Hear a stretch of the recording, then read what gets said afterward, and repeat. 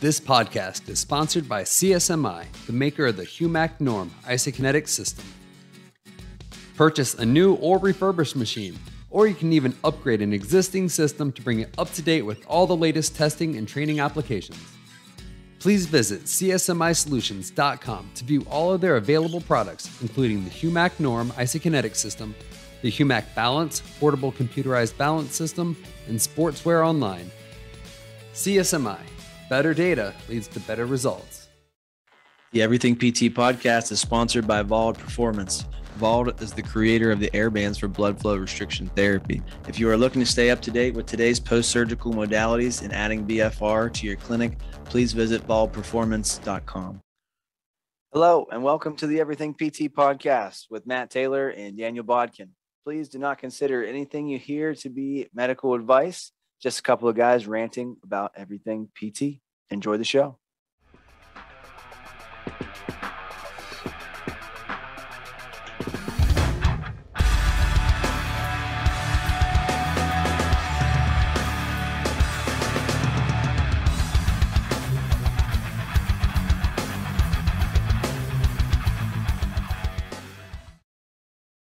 Hello again, Daniel. How you doing, buddy? I'm good, Matt. I'm getting some things done on the house today. So if you hear people like, making noise or drilling or anything like that. So okay, cool. I'm actually looking into maybe some investment real estate in the near future. Dude, that's hot right now. Oh yeah. Yeah. When it comes, the top 10 richest people in the world or wealthiest people in the world are in real estate too. So it'd be silly not to learn a thing or two from them. Right. Totally. For sure. All right. We got a cool topic today, Matt. Yeah. What do you want to get into today, man? Let's, so in school, we learned a little bit of lymphedema. Okay. And I knew it was something I probably never was going to do because I thought, you only do that in a cancer setting, right? Sure. So other than, getting oiled up and rubbing my buddy's legs from ankle to groin, which was always a fun time. We try to make it as inappropriate as possible. I really don't know a lot about it, but I know you do. And it's a pretty big part of your practice. Yeah, it's a big part of our practice. I would say it makes up 30% of our caseload right now. And, the reason I did it got the certification as the specialty is because it's a huge problem here in West Virginia. We lead the country in some not so great categories with obesity, with some educational issues too, and also with cancer, unfortunately. So 1 out of every 2 lymphedema patients that we see have that radical mastectomy. Wow. And they have that breast taken off, if not 2, or sometimes it's just a lump if they're lucky with lymph nodes removed in their armpits. And then they have this awful swelling, down the arm and the hand and the fingers. So yeah, I've gone through the horrible schooling. There's a lot of time investment with that. I think it's like 90 to 100 in class hours. So wow. It's a lot. Now, did you do that while you were working for somebody else? I did. Smart guy. Yeah. They paid for some of it. They paid for my travel and reimbursed me a little bit, but I knew what I was gonna be doing eventually. And and I'm glad I did, because we opened 2 months before the world just shut down for COVID-19. And we continue to get pretty much exclusively lymphedema referrals, which is kind of brutal in some ways. It can get a little monotonous seeing the same thing over and over again, especially if you get those patients who are it's just grossly out of shape and very, very heavy to unmotivated. But those women after the mastectomy, and very few, low percentages men too, but they're wonderful to help. I feel very fulfilled helping them with compression, getting, restoring or maintaining a lot of times their range of motion overhead too. So it's been mostly good for that. And just being able, we talked about the win-win situation for patients. It's been a big deal for us to be able to help provide compression for people too. So before we move on to the in and outs of it, you mentioned, or we mentioned, you got that certification while you worked for somebody. Yeah. So if anybody's out there listening to this who's working for that hospital system or the PT mill, and they're kind of like burnt out and they want to eventually go out on their own, use that hospital or that, that national PT company who's, going to send you to certification courses. Get as much of that out while you can, while it's on their dime. Huge. Yeah. That way, when you do branch out on your own, you can have those things in your belt. Yeah. A lot of times if you do work for a big conglomerate or a hospital-based system, they have continuing ed money set aside. A lot of people don't really care to check into it, but I did, I read through a lot of the, their policies and procedures. And yeah, I definitely took advantage of it, and it saved me a few $1,000 for sure. So, well, and the amount of money that you're making now off of it. Yeah. I mean, and we, just to be very transparent, we make several $100s, if not over $1,000 a month, but being able to help sell compression to people at a discounted price that anywhere else they would get it. And I feel good about that, being able to do that. All right. Talk to me. Patient walks in.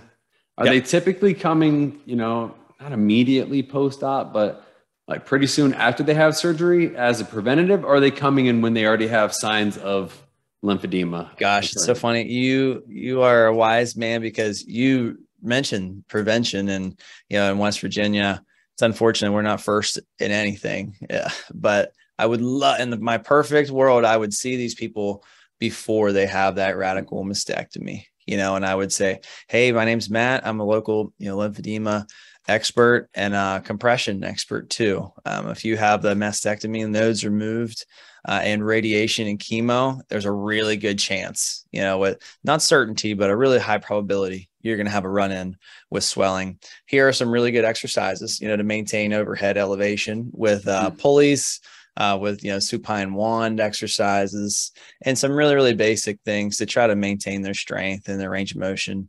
And I give them some really the lightest kind of compression they can on the arm and the hand too. And that can help, what we're finding in the science is it can help prevent lymphedema from ever setting in. But what we're seeing, Daniel, is I get them, 3 months after they're done, and I only get the patients that have problems. So I get them in there, the dreaded, adhesive capsulitis, shrug of death, and I have them, and it's very challenging to treat those patients with their outcomes. Well, I mean, that's a great marketing opportunity from you. About how many doctors are you having people sent from for this? For lymphedema? Yeah. Dozens, I would say. Okay. There's only, I want to say 5 or 6 of us in the state of West Virginia. So we have people coming, sometimes 1 to as long as 2 hours away to come and see us for one visit too. So I'd say, the ones that are in your city, or 1 or 2, man, it's a great dinner marketing.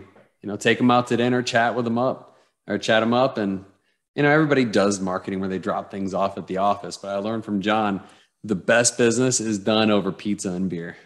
Yeah. Or, wine and dine. But it's a good opportunity. That way, you make that relationship with the docs. And then especially if you're making them happy with their customer, with their patients. And then you say, hey, why don't we meet up and have lunch? Or, you can bring them in, you can show them, we'll talk about your new gadget that you have.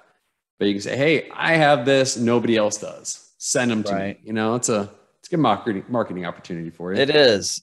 We do have something like that. It's a 3D scanner. We're going to have some 3D scanning technology involved with amputees coming up too, and then making contralateral limbs.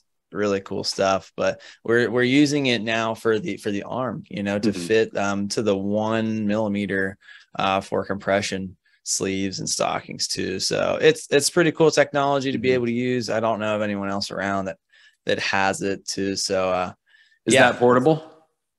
It is portable. It's like it's Medi, portable. Medi.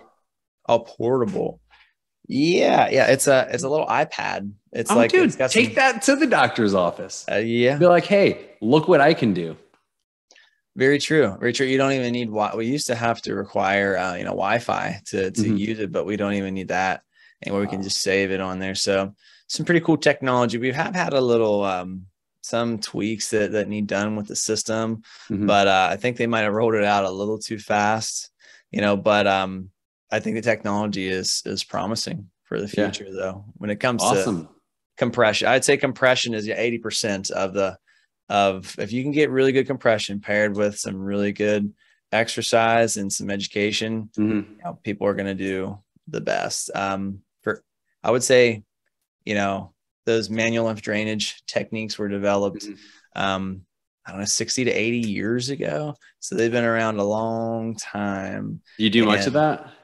I do some. Okay. If you were to get, 10 people who are lymphedema therapists in a room, I'd get knives thrown at me because I don't do much of it at all. I think it can help start, the lymphatic, exiting process. And I think there's a time and a place for it. But if you have a 400-pound patient who's got, lymphedema in both lower extremities, I don't know that they need to be tickled by a massage, but I definitely think there is a time and a place for it. I just don't think it should constitute, 75, 80% of our plans of cares for lymphedema. That's a hot take by me. And there's going to be a lot of people who are angry. You know what? It was totally worth it to rub my buddy's legs, so it was good practice. Yeah. I'm not taking it back, Chris and Steve and Allie, Andrew. Looking for a way to improve sport-specific training with your athletes? Then you have to check out Blaze Pods. Blaze Pods is a neurocognitive reaction training intervention that can be incorporated into your sessions for patients throughout the treatment spectrum. Visit blazepod.com, enter code EVERYTHINGPT at checkout, and save 15% off your order today. Hey, all you rehab specialists out there, do you have an isokinetic dynamometer just sitting around your clinic not being used? Little known fact, isokinetic machines that aren't used regularly are at higher risk for bouts of sadness. Help your machine out and take CSMI's newest CEU course, Isokinetics 101 online, created by me, Daniel Bodkin, and learn how to use all the exercise and testing applications available on your machine. With new and exciting rehab techniques in your toolbox, your sad isokinetic machine can become an active member of the rehab team again and regain its happiness. Isokinetics 101 online by CSMI has been approved for 8 credit hours for athletic trainers, physical therapists, and physical therapy assistants. Contact your state board for details on specific requirements. This course is available at humacnorm.com/courses/isokinetics-101. But something that's interesting, I got to my my education. I was the only male in the course out of 14. So it is a heavily female, female dominated part of our field of physical therapy too. So, but it's kind of like like there's male gynecologists out there too, and just keep it professional. And I try to keep people's modesty as much as I can, with mainly dealing with primarily women after that mastectomy. So try to be as considerate as I can. About how often are you seeing them as far as like, hey, we ran our plan of care, let me know when you have problems? Like, are they coming back like on a regular thing, an annual, or is it like you might not ever see them again?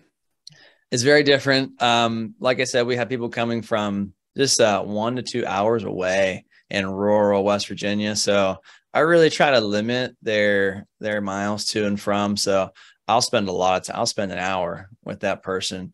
I'll give them a home program. I'll try to get them fitted in compression the very first time we make an order for compression.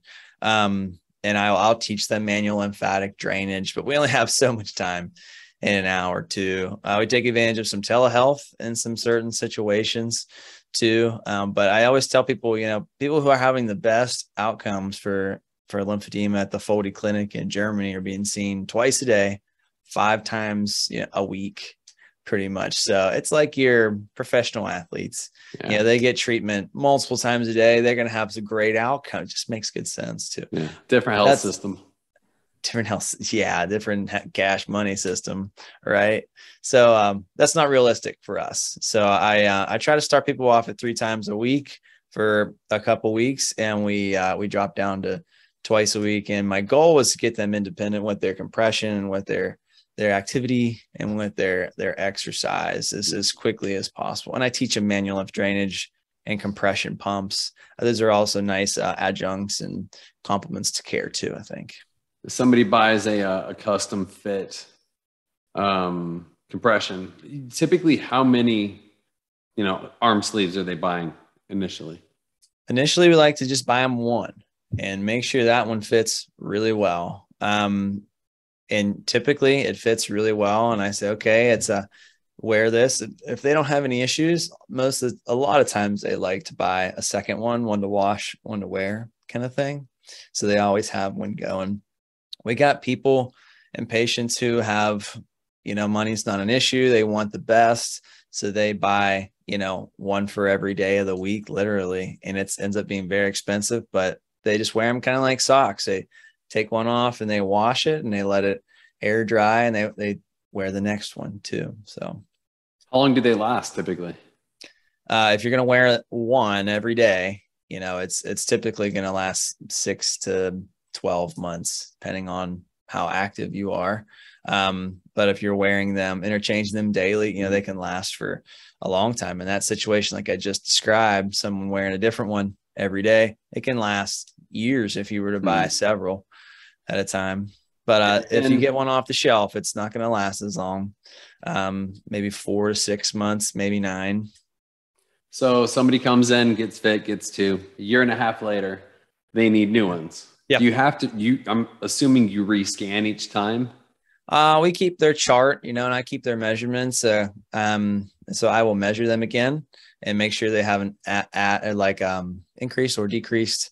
And so I always like to get fresh measurements. That's always a really, really good idea.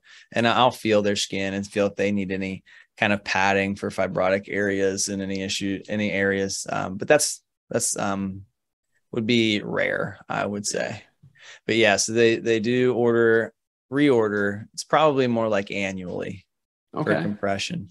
But those people who are coming back to our clinic now, because we're vendors in Medi products, they have a 30-day money back guarantee, which very rarely we use, because it's such a good product that we find that they do really well and they like them. But we will make it right though. Yeah, I mean, it sounds like it's something that, once you get into it, spend the time, spend the money at the course, or have somebody spend the money for you.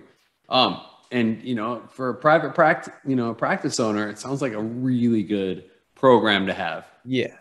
Yeah, it's been good. I'd say it's been instrumental in us surviving, getting through COVID. There is a cancer center, that one of the largest ones in the state of West Virginia. It's like 5 blocks away. So it's very close, strategically close to that area. There's your marketing right there, man. It's been good. They've been challenging to get in the door with and try to get through a lot of red tape. It's, we haven't been allowed to do traditional marketing with them. And they haven't allowed people into the hospitals in the last, so long, but those restrictions are lifting with COVID. And, but we continue to just do really good work, communicate with their docs. Like we've talked in the past, which is probably the most effective way you can market, and continue to have good dealings and just do well by people. And it's slowly getting more and more well-known and popular. So, yeah, good deal, Matt. I think that's great. How does somebody get started with that? What are the courses you took? So there are several different courses out there. I'm a Norton trained lymphedema therapist, and they would be upset for me I basically don't use a lot of what I've learned in the actual class, but there's the Norton school. There are several other really, really good schools out there that train some really good therapists. But something I did want to mention is that I don't know that what I do should be considered specialized, because handling joint swelling and limb swelling, I feel like is well within our scope of practice to do with or without a some sort of specialty or credentials after your name. Something that comes to mind is say you got a total knee patient, they have chronic swelling of that involved leg for 3, 4, 5, 6, sometimes up to a year, 12 months. So what I'm finding is the right kind of compression for that patient can really go a long way, because we can get that swelling out of the knee joint, and we can get that neurological effect of swelling has on the extensor mechanism. We can get rid of that somewhat too. And they seem to tolerate it really well. I'd love to do a research study. That would be a good study to do, the effects of swelling. I don't know how you'd measure it, but anyway, anecdotally, it seems like it helps our orthopedic patients as well. Very cool. Just controlling their swelling. So. All right, Matt, that was a good one. Thanks, man. Thanks. Yeah, it's one of those things that I never thought that I would enjoy the way that I do, especially helping the females after the cancer and through the cancer process. So, but yeah. All right. Cool. Well, everybody, we'll see you all again next week. All right. Thanks, everybody. See you next week.